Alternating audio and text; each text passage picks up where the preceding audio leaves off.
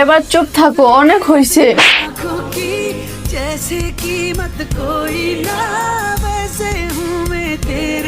এক থাপ্পড় খাই ঠিক হয়ে গেছে, মানুষ হইবা না যাইবা কই।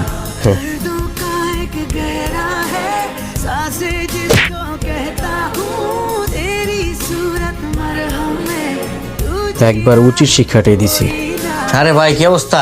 ভালো ভাই, আপনার? এই তো ভালো। বউরে সব সময় মাথার উপরে পায়ের নিচেই রাখতে হয়। ঠিক ভাই, একদম ঠিক, আমিও তো সেম করি। আচ্ছা ভাই, পরে কথা আচ্ছা বলি। ঠিক আছে ভাই, ঠিক আছে, আবার কথা হইব। ঠিক আছে ভাই। তো ফাইনালি কিন্তু আজকে স্যালারিটা এসেই পড়লো। তো চলো বাইরে খেতে যাবে না? এ না মানে আপনি খায় আসেন, আমি ঘরেই খেয়ে নেব না।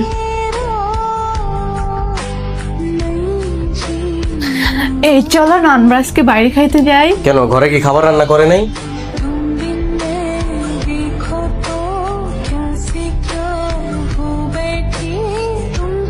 খিরে ও ইদানিং আমার কাছে আসে না, কথা বলে না, তাই আমার কি?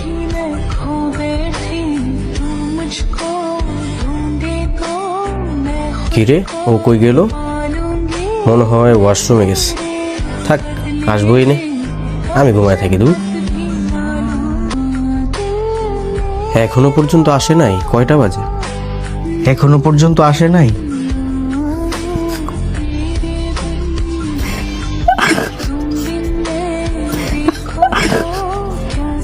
এত রাত করে ও কি চাইতেছে আল্লাহর কাছে, আল্লাহ ভালো জানে।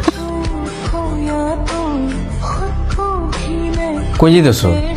চা খাবেন না? আপনার জন্য আমি চা নিয়ে আসি। যাওয়া লাগবে না, বসো এখানে, একটু কথা বলবো তোমার সাথে।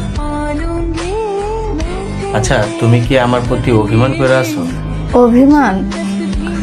এখন আমি সব অভিমান আল্লাহর কাছে বলি। না, আমি দেখলাম গতকাল রাতে তুমি নামাজে বৈশা কান্না করতেছিলা, আল্লাহর কাছে এমন কি চাইলা? একটা সময় ছিল আমার, আমি আল্লাহর কাছে চাইতাম খুব সুন্দর একটা পরিবার হোক আমার। এখন আমি আল্লাহর কাছে বলি সব কিছু ছেড়ে যেন আমি একা থাকতে পারি। নিজের বউকে এতটা কষ্ট দিও না যাতে তার মোনাজাতে তোমার জন্য বদদোয়া থাকে।